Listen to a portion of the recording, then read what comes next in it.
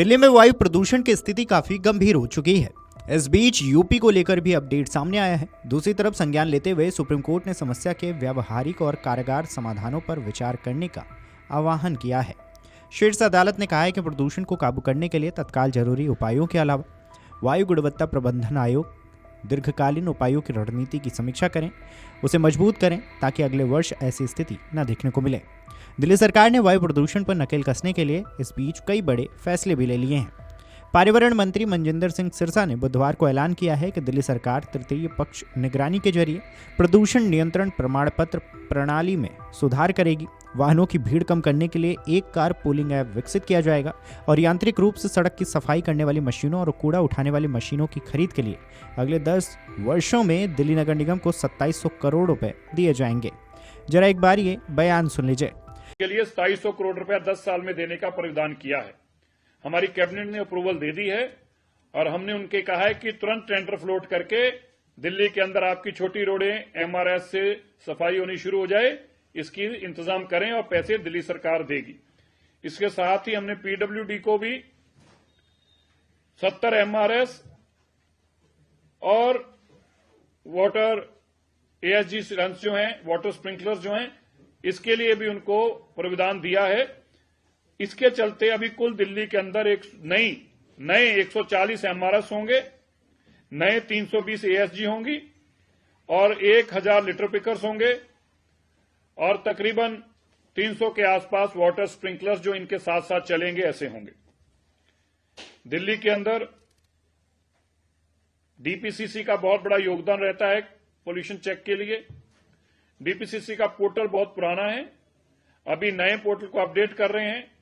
2.0 जो पोर्टल ला रहे हैं उसकी क्या कैपेसिटी होगी, वो अपने आप रजिस्ट्रेशन के साथ साथ इलीगल प्रॉपर्टीज जो हो रही हैं, कंस्ट्रक्शंस हो रही हैं, उनके ऊपर उसकी चालान काटने की भी, उसकी फाइन पेनल्टी लगाने की भी खुद की कैपेसिटी रहेगी ताकि मैनुअल इंटरवेंशन कम कर सकें और हर प्रॉपर्टी जो दिल्ली के अंदर बन रही है उसको आइडेंटिफाई करके उसको अपने दायरे में ला सकें और जो पोल्यूशन नॉर्म्स हैं वो स्ट्रिक्टली वहां पे फॉलो हों और नहीं फॉलो होंगे तो उन पे कार्रवाई हो। इसके लिए डीपीसीसी 2.0 पोर्टल जो कि तैयार हो रहा है, लगभग हम जनवरी फेब के अंदर इसको चालू करेंगे।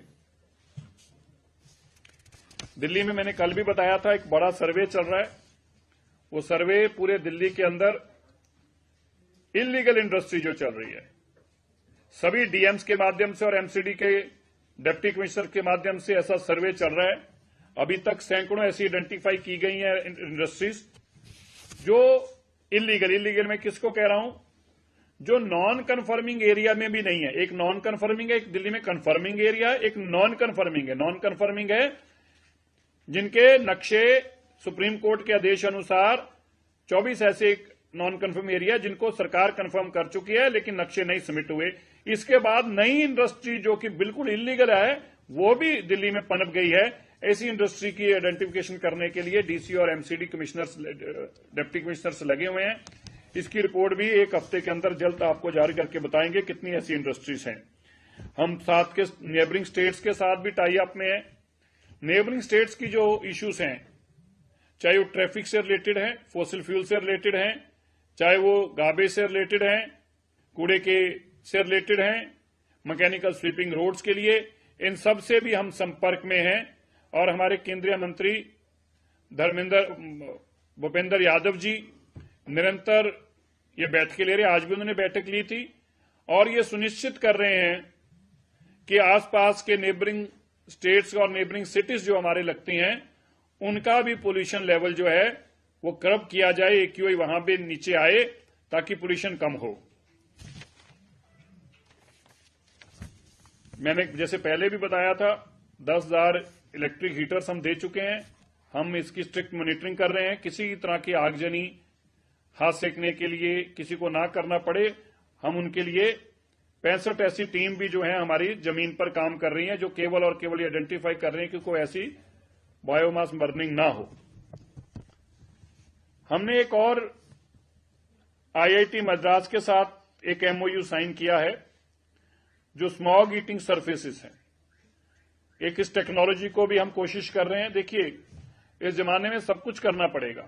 दिल्ली और उत्तर भारत के कई बड़े इलाके इन दिनों घने जहरीले धुंध की चपेट में हैं। मंगलवार दोपहर 4 बजे दिल्ली का AQI 437 तक पहुंच गया था, जबकि बुधवार 8 बजे तक यह 370 पर था। सांस लेना मुश्किल हो रहा है, स्कूल बंद हो रहे हैं और लोग घरों में कैद होने को मजबूर हैं। मीडिया रिपोर्ट्स की माने तो उत्तर भारत के कई बड़े शहरों में बुधवार सुबह एयर क्वालिटी बेहद खराब दर्ज की गई है। सबसे खराब स्थिति नोएडा में देखी गई है, जहां एयर क्वालिटी इंडेक्स यानी कि AQI 417 पहुंच गया, जो गंभीर श्रेणी में आता है। दिल्ली का AQI भी 391 रहा है, जो बहुत खराब से गंभीर श्रेणी की सीमा पर है। इसके अलावा ग्रेटर नोएडा में भी 402, चंडीगढ़ में 397, गुरुग्राम में 370 और फरीदाबाद में 387 भी हवा का स्तर देखने को मिला है। राजधानियों में भी हालत चिंताजनक है। लखनऊ का AQI 368, जबकि भोपाल में यह 228 रिकॉर्ड किया गया है। राजस्थान की अगर बात करें तो राजस्थान की राजधानी जयपुर के हालात अपेक्षाकृत बेहतर हैं। बहरहाल प्रदूषण को कम करने के लिए दिल्ली सरकार अपना खुद का कार पूलिंग ऐप लॉन्च करने की तैयारी कर रही है। आपको बता दें कि इससे एक ही दिशा में जाने वाले लोग एक वाहन में सफर साझा कर सकेंगे, जिससे सड़कों पर गाड़ियों की संख्या और प्रदूषण दोनों कम होंगे। इस खबर पर आपकी क्या राय है, हमें कमेंट करके जरूर बताएं। Video desk amarujala.com। अगर आप ये वीडियो YouTube पर देख रहे हैं तो हमारे चैनल को सब्सक्राइब कर बेल आइकन दबाएं और Facebook पर देख रहे हैं तो हमारे पेज को लाइक करें।